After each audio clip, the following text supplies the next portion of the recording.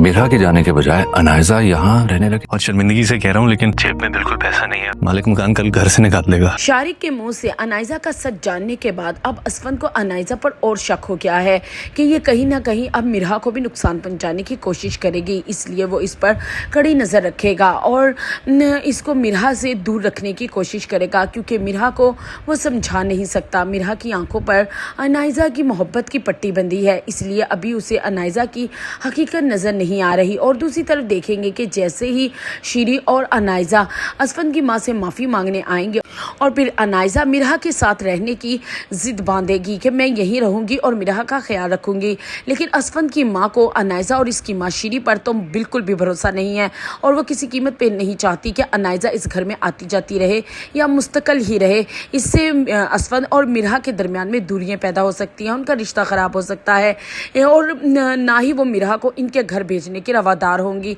इसीलिए असफंद बड़ी समझदारी से अपनी माँ को साइड पर लेकर जाएगा और समझाएगा कि ये दोनों माँ बेटियाँ बहुत चालाक है। इससे पहले ये मिरा को अपने साथ लेके जाने की जिद करें, क्योंकि अब ये माफ़ी भी मांग चुकी हैं और हमारे पास कोई जवाब भी नहीं इन्हें ना माफ़ करने का। तो इससे बेहतर है कि अनायजा को यहीं रुकने दिया जाए। इससे ये तो होगा कि अनायजा हमारी नज़रों के सामने होगी और जो कुछ भी अगर ये मिरा के साथ करेगी तो हम लोग कड़ी नज़र रख सकेंगे। आखिरकार असफंद की माँ को असफंद की बात समझ आ जाएगी और वो अनायजा के इस घर पे रुकने के लिए तैयार हो जाएगी, लेकिन अनायजा छुपकर इन माँ बेटों की बातें सुन रही होगी और खुशी मनाएगी कि वो अपने प्लान में कामयाब हो गई, इस घर में उसे रुकने की इजाज़त मिल गई। और लेकिन दूसरी तरफ शारिक जो बिल्कुल कंगला हो चुका और उसके घर के हालात इंतहाई गुर्बत पे जा पहुंचे हैं कि मालिक मकान ने भी उन्हें घर से निकल जाने की धमकी दी है।